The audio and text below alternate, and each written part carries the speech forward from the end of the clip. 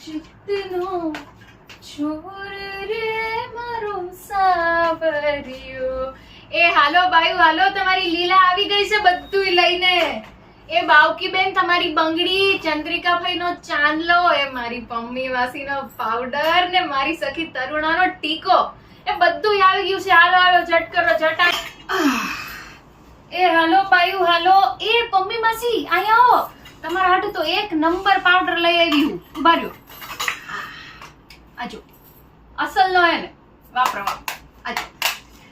એટલે આમ તો બાયુ બધી રૂપારી જ હોય, પણ આ લીલાનો તામજામ આવે ને એટલે સોનામાં સુગંધ ભળી ગઈ હોય ને એવું થઈ જાય.